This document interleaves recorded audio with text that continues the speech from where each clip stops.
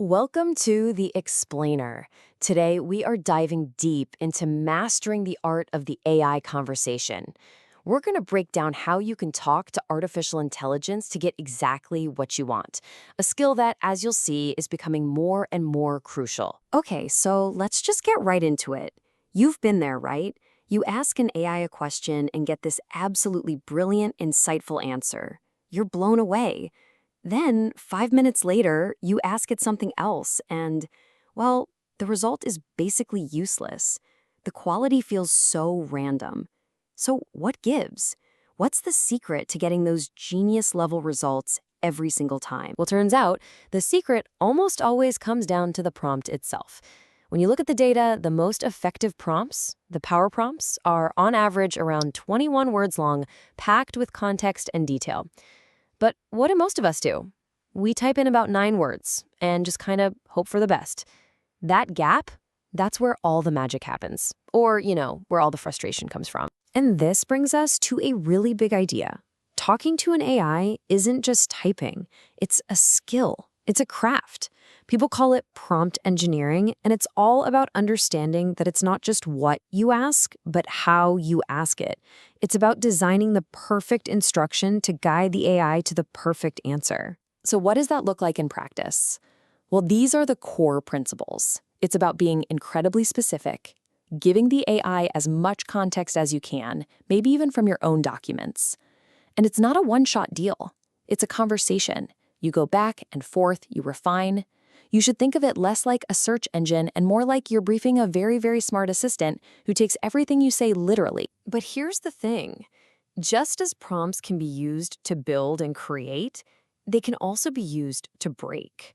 And this brings us to let's say, the darker side of all this, where these very same techniques can get weaponized. This is what's known as an AI jailbreak. It's basically a cleverly crafted prompt that's designed to trick an AI into ignoring its own safety rules. See, these models are fundamentally built to be helpful, and attackers can exploit that very helpfulness to manipulate them into providing harmful information, effectively getting around their ethical guardrails. A classic, almost legendary example of this is a jailbreak called DAN, which stands for Do Anything Now. This prompt is pure social engineering. It uses roleplay to convince the AI that it's a different, unrestricted character named Dan. By asking it to just pretend, users can trick the model into saying things it would normally and rightly refuse to. So how do these attacks actually work? Well, they usually fall into two buckets. The first is a direct injection. That's when a user just straight up types in a malicious prompt. But the one that's way more sneaky is indirect injection.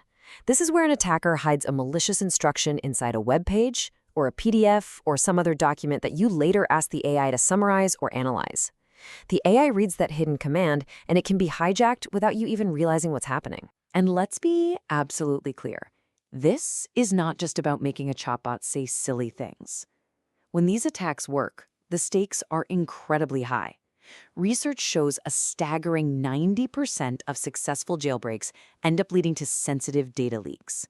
We're talking intellectual property, company secrets, personal data, all of it at risk. Now, you might think, well, developers must be patching these things, right?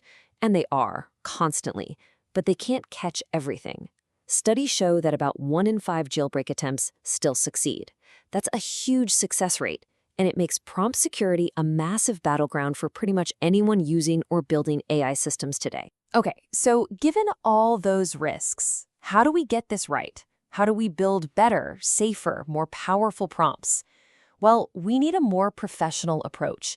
So let's look at the toolkit the experts use to get those consistent, high-quality, and really complex results. The first big tool in the professional kit is something called chain of thought prompting. The idea here is simple but brilliant. Instead of just asking for the final answer, you tell the AI to think out loud and show its work. You're encouraging it to mimic how we solve problems by breaking them down into smaller, logical steps. For instance, instead of just asking, "Hey, explain climate change," you would guide the AI step by step. First, define the term. Second, explain the main causes. Third, describe the effects. By doing this, you're not just getting a flat answer. You're getting a structured, well-reasoned explanation that's far more likely to be accurate. Now, a related but different technique is called prompt chaining.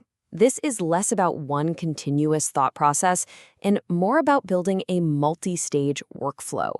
You create a whole sequence of prompts where the output from the first one becomes the input for the second, and that one's output becomes the input for the third, and so on. Think of it like a digital assembly line for information. The first station translates a document.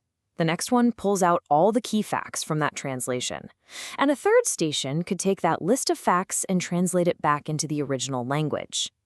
It lets you break a really complex task down into simple, reliable little pieces. So while chain of thought follows one single straight path, even more advanced techniques are now emerging.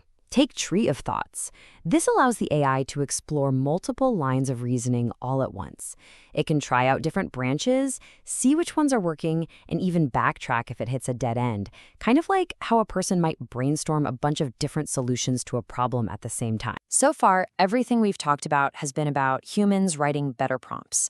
But now we're getting to the real cutting edge. What if we could teach the AI to write its own instructions?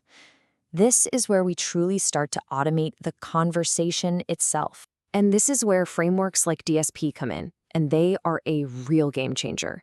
They look at prompt creation not as a writing exercise, but as a programming problem. A developer using DSP doesn't sit there tweaking prompts by hand. Instead, they write code that lets the AI system generate and test its own prompts, automatically figuring out the best instructions for any given task. Here's a fantastic example. A researcher asked an AI a simple factual question: who won the 2006 Nobel Prize in Literature? Without any optimization, the model got confused. It got the author right, but incorrectly said he was from France. But after being run through DSPy, the system automatically figured out how to fix its own internal prompts.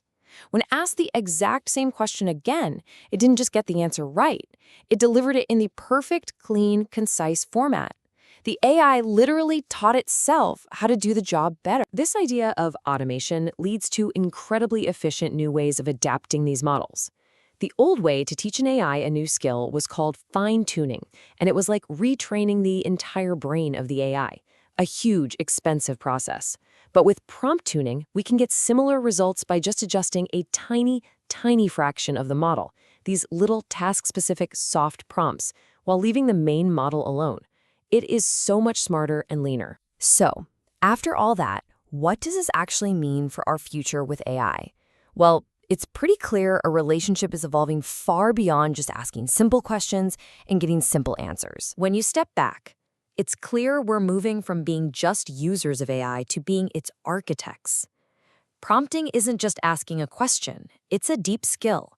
Securing those prompts is a critical, ongoing battle. And with automation, our job is shifting from just writing instructions to actually designing the very systems that can guide themselves. And this really leaves us with a huge question. As these systems get better and better at understanding us, what does our role become? Is the most important skill going forward going to be talking to the AI, or is it going to be teaching it how to think, designing the very frameworks that allow it to reason and to learn, all on its own? It's a fascinating new frontier in our partnership with technology.